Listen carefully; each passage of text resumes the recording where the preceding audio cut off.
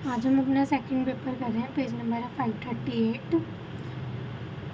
पहला क्वेश्चन है, उडुप कमेटी का गठन कब हुआ? 1958 में। सुश्रुत ने कौन से कुष्ठ की गणना महाकुष्ठ में नहीं की? किसकी नहीं की? सिद्धम की। सद्य प्राणहर मर्मों की संख्या कितनी है? 19। लेहन योग्य है अशीर जननी व दुष्प्रजाता। संयम कहलाता है धारणा, ध्यान व समाधि का मिश्रण। कौन सा दोषज गलगण नहीं होता? पैत्तिक। षडंग पानीय में जल का परिणाम व शेषांक कितना रखते हैं? 64 गुना जल लेकर आधा शेष रखते हैं षडंगधर के अनुसार। लोह का शोधन कर्म है तेले तकरे गवा मूत्रे आर नाले कुलथजे। आमवाद का स्वतंत्र अध्याय प्रथमतः वर्णित है माधव निदान में। स्तब्ध पूर्ण कोष्ठ का लक्षण मिलता है संचर अवस्था में। खरजूर पत्र सदृश भेदन किया जाता है परिस्रावी भगंदर में। प्रवरम जीवनिया नाम प्रोक्तम रसायनम क्या है? शीरम। अश्मवत घन शोथम अश्मवत बद उन्नत लक्षण है सन्निपातज गुल्म का। चरक व सुश्रुत अनुसार योनि व्यापद कितने हैं? 20। प्रसंसरणी योनि व्यापद का वर्णन किया गया है सुश्रुत में। चरक संहिता के तृतीय चतुष्क का नाम क्या है? निर्देश चतुष्क। कौन से योनि व्यापद में कष्ट पूर्वक स्राव होता है? उदावरता में। कौन सा रक्तज नेत्र रोग असाध्य है? तो अचकाजात। दीप्त रोग कहाँ की व्याधि है? नासागत। लगन है वर्तमगत व्याधि। शुक्तिका है शुक्ल मंडलगत व्याधि। काश्यप अनुसार दुष्प्रजाता मई मतलब सूतिका रोग है 64। चक्षु वैशेषिक पित्त का कर्म एवं वर्णन किस संहिता में मिलता है? तो सुश्रुत संहिता में। विरेचन के आश्रय है 6। गुल्म किस रोग मार्ग की व्याधि नहीं है? तो मध्यम रोग मार्गगत की। अतिदेश है तंत्रयुक्ति। पुष्प को देखकर गंध का ज्ञान होना कौन सा प्रत्यक्ष है? ज्ञान लक्षण प्रत्यासति। भूतावास पर्याय है विभीतकी का। शिशु भैषज्य पर्याय है अतिविषा का। रिवाइज करते हैं। उडुप कमेटी का गठन हुआ 1958 में। सुश्रुत ने कौन से कुष्ठ की गणना महाकुष्ठ में नहीं की? तो सिद्धम। सद्य प्राणहर मर्मों की संख्या है 19। लेहन योग्य है अशीरा जननी व दुष्प्रजाता। संयम कहलाता है धारणा, ध्यान में समाधि का मिश्रण। कौन सा दोषज गलगण नहीं होता? पित्तज। षडंग पानी में जल का परिणाम व शेषांक कितना रखते हैं? 64 गुना जल और शेष रखते हैं आधा। लोह का शोधन कर्म तेले तकरे गवामूत्रे आर नाले कुलथजे। आमवाद का स्वतंत्र अध्याय प्रथमतः वर्णित है माधव निदान में। स्तब्ध पूर्ण कोष्ठता लक्षण मिलता है संचय अवस्था में। खरजूर पत्र सदृश भेदन किया जाता है परिस्रावी भगंदर में। प्रवरम जीवनिया नाम शीरम प्रोक्तम रसायनम। अश्मवत घन शोथम अश्मवत बद उन्नत लक्षण है सन्निपातज या फिर निश्चय गुल्म का। चरक व सुश्रुत अनुसार योनि व्यापद है 20। प्रसंसरणी योनि व्यापद का वर्णन है किया है सुश्रुत ने। चरक संहिता के तृतीय चतुष्क का नाम है निर्देश चतुष्क। कौन से योनि व्यापद में कष्ट पूर्वक स्राव होता है? तो किसमें होता है? उदावरता में। कौन सा रक्तज नेत्र रोग असाध्य है? अचकाजात। दीप्त रोग कहाँ की व्याधि है? नासागत। लगन है वर्तमगत व्याधि। शुक्तिका है शुक्ल मंडलगत व्याधि। काश्यप अनुसार दुष्प्रजाता मई मतलब सूतिका रोग है 64। चक्षु विशेषिक पित्त का कर्म एवं वर्णन किस संहिता में मिलता है? सुश्रुत संहिता में। विरेचन के आश्रय है 6। गुल्म किस रोग मार्ग की व्याधि नहीं है? मध्यम रोग मार्गत। अतिदेश है तंत्रयुक्ति। पुष्प को देखकर गंध का ज्ञान कौन सा प्रत्यक्ष है? ज्ञान लक्षण प्रत्यासति। भूतावास पर्याय है विभीति का। शिशु वैषज्य पर्याय है अतिविषा का। आगे देखते हैं। भुक्त्वा ही स्वप्तता दिवा कौन सी धातु की दुष्टि का कारण है? मांस धातु। नृसृत हस्तपाद शिरोकाय संगी कौन सा मूढ़गर्भ प्रतिकूल।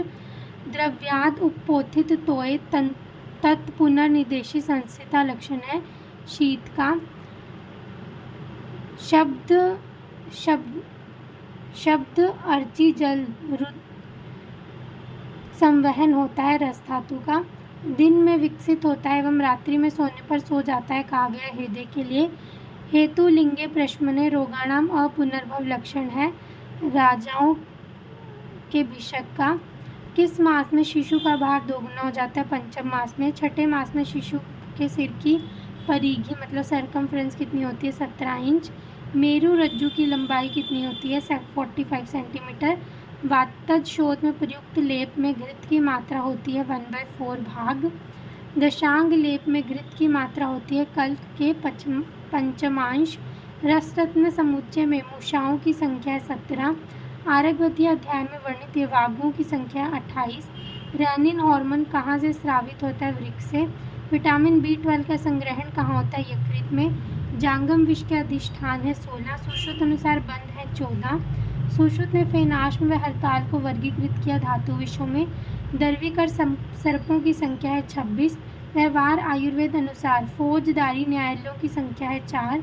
चरक अनुसार नित्य प्रोक्तव्य अंजन है सोवीरंजन। चरक मत अनुसार नस्य के भेद है 5। माधव निदान अनुसार मूत्रघात कितने हैं 13। चरक अनुसार प्रायोगिक धूम्रपान है 8। चरक अनुसार कोष्ठांग कितने हैं 15। मदाते में मद्य का प्रयोग कौन सा उपचय है उभय विपरीत अर्थकारी। सुश्रुत अनुसार तालुगत रोग की संख्या है 9। 5 कलेश हैं अविद्या, अस्मिता, राग, द्वेष व अभिनिवेश। मधु घृत युक्त यवागु का प्रयोग कौन से विषवेग में करते हैं। इसका आंसर नहीं है। कस्तूरी का प्रतिनिधि द्रव्य है कंकोल। सौम्य मतलब कफज कीटों की संख्या है 13। स्नेह उपरांत विरेचन कितनी रात्रि पश्चात करवाते हैं 3। डेंगू फीवर का वाहक है एडीज मच्छर। जन्म उपरांत किया जाने वाला प्रथम संस्कार है जातकर्म संस्कार। सुश्रुत अनुसार संघात की संख्या कितनी है 14। रिवाइज करते हैं। भुक्त्वा ही स्वप्ता दिवा कौन सी धातु की दुष्टि का कारण है मांस। नृसित हस्त पाद शिरो काय संगी कौन सा मूढ़गर्भ प्रतिकूल। द्रव्याद उत्थिता तोय तत्पुनर्निशि संस्थितात क्या है शीत।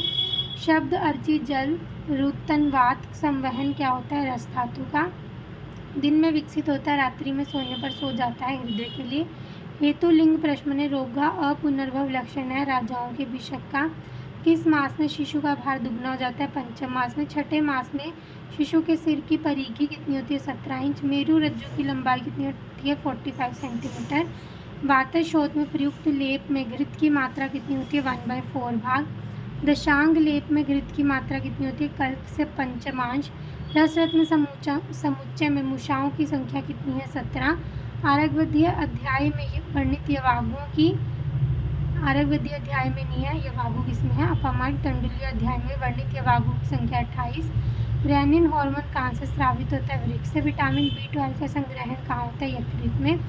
जांगम विष के अधिष्ठान है 16। सुश्रुत अनुसार बंध है 14। सुश्रुत ने फेनाश्म और हरताल को वर्गीकृत किया है धातु के विषयों में। दर्वीकर सर्पों की संख्या 26। व्यवहार आयुर्वेद अनुसार फौजदारी न्यायालयों की संख्या है 4। चरक अनुसार नित्य प्रोक्तव्य अंजन है सोवीरंजन। चरक मत अनुसार नस्य के भेद हैं 5। माधव निदान अनुसार मूत्राघात की संख्या है 13। चरक अनुसार प्रायोगिक धूमपान के काल है 8। चरक अनुसार कोष्ठांग है 15। मदाते में मद्य का प्रयोग कौन सा उपचय उभय विपरीत अर्थकारी अन्न। सुश्रुत अनुसार तालुगत रोग है 9। 5 कलेश हैं अविद्या, अस्मिता, राग, द्वेष, अभिनिवेश। मधु घृत युक्त यवागु का प्रयोग किस विषवेग में करते हैं। कस्तूरी का प्रतिनिधि द्रव्य कंकोल। सौम्य कीटों की संख्या 13। स्नेह उपरांत विरेचन कितने रात्रि पश्चात करवाते हैं कितने रात्रि पश्चात 3। डेंगू फीवर का वाहक है एडीज मच्छर। जन्म उपरांत किया जाने वाला प्रथम संस्कार है जातकर्म। सुश्रुत अनुसार संघात की संख्या कितनी है 14। आगे देखते हैं। सुश्रुत अनुसार कुष्ठ कौन सी व्याधि है आध्यात्मिक या फिर जन्म बल प्रवृत्त। अन्नलिका मतलब इसोफेगस। महाप्राचीरा पेशी डायफ्राम का किस कशेरुका को सामने भेदन करती है टी10। चंद्राकार छेदन किस स्थान पर करते हैं हस्त व पैर पर। लेख्य नेत्र रोग है पोथकी। कॉप्लिक स्पॉट मिलते हैं मीजल्स में। चरक अनुसार कुड़ुची स्वरस है मेध्य रसायन। व्रण में रस क्रिया कितने दिन पर करनी चाहिए 3-3 दिन पर। चरकोक्त शोधर महाकषाय के द्रव्य है दशमूल के द्रव्य। आलेप लगाते हैं प्रतिलोम विधि से। चरक अनुसार रक्त का प्रमाण कितना होता है 8 अंजलि। सुश्रुत अनुसार प्रथम मास में गर्भ होता है कललवत। श्रमो ग्लानि पिपासा स्फूर्णे च योनि लक्षण सद्योग्रहित गर्भा का। विषमाम कुरुते बुद्धि नित्य अनित्य हिता हिते रक्षण आतत्व अभिनिवेश का। स्नायुक रोग का प्रथमतः वर्णन मिलता है वृंद माधव में। रिवाइज करते हैं। सुश्रुत अनुसार कुष्ठ कौन सी व्याधि है? जन्म बल प्रवृत्त अन्ननलिका मतलब ईसोफेगस में डायफ्राम का किस कशेरुकाओं के सामने भेदन करती है? T10। चंद्राकार छेदन किस स्थान पर करते हैं? हस्त व पाद पर। लेख्य नेत्र रोग है पोत की। कॉप्लिक स्पॉट्स मिलते हैं मीजल्स में। चरक अनुसार गुडुचि स्वरस है मेध्य रसायन। व्रण पर रसक्रिया कितने दिन पर करनी चाहिए? 3-3 दिन पर। चरकोक्त शोथ है महाकषाय के द्रव्य है दशमूल के द्रव्य। आलेप लगाते हैं प्रतिलोम विधि से। चरक अनुसार रक्त का प्रमाण होता है 8 अंजलि। सुश्रुत अनुसार प्रथम मास में गर्भ होता है कललवत। श्रमो ग्लानि पिपासा स्फूर्णम च योनि लक्षण है सद्योग्रहित गर्भ का। विषमा कुरुते बुद्धे नित्य अनित्य हिता हिते अतत्व विनिवेश का लक्षण है। स्नायुक रोग का प्रथमतः वर्णन मिलता है वृंद माधव में। Thank you.